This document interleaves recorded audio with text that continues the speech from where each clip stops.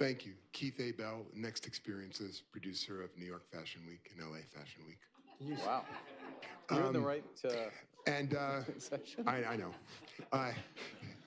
Two sons at the University of Toronto, getting a fine education. Thank you. Good.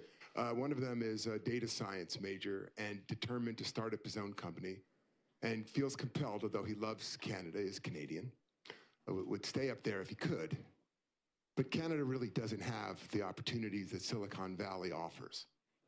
You know, your joke about immigration policy in the United States aside, isn't that a problem? Why drive your brilliant young Canadians to the United States because the capital markets doesn't have the category of capital to support their new ideas?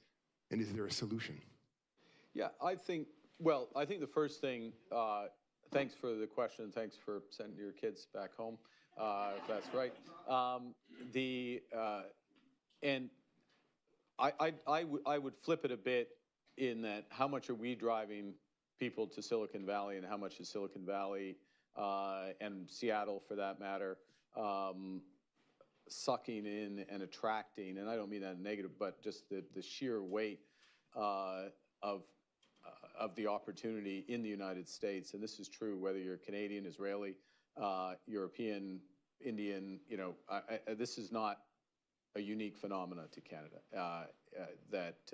You know, 50% of probably one of the best, I'll hedge, places to do computer engineering, all forms of it, is Waterloo. 50% of the graduating class every year goes to the United States. And we need to retain more of those. Part of it is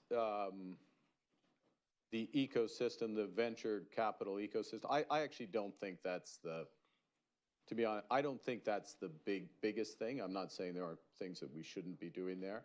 I think it's, in part, it's the demand. Part of it is the demand for the end product. So the ability to scale in Canada is more limited, has been more limited for a variety of reasons. Part of it, our companies aren't applying things as much as U.S. ones. A lot of that is going to change in AI, crypto, cryptography. Cryptography is when I say crypto, I don't mean crypto, and in quantum, because we're gonna drive a lot of that, and spin-offs of that. Doesn't mean we'll keep everybody, but we'll keep more. I mean, the president just had an interesting visit to the UK. Yeah. And signed this major technology agreement. UK is going to get hundreds of billions of dollars potentially of investment into their AI infrastructure. Could Canada cut a similar deal with the United States? Yeah, we could cut. We would like to cut a similar deal.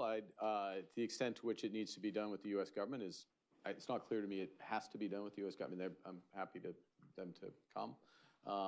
But we've got, so what do you need? What do you need for an AI data center? You need power, you need chips, and you know, more often clean power is preferred.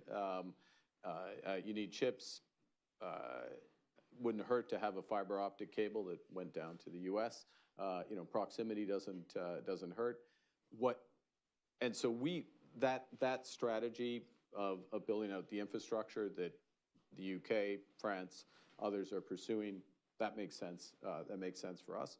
And we've got to make sure that some of our power, those big chunks of power that are coming online, are there. For the overall benefit for Canada, it goes to the previous question and the productivity discussion.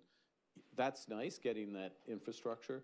The big payoff is actually in the application, which means that you want to flow through some of that capacity for Canadian companies, Canadian usage, and actually the education side becomes that much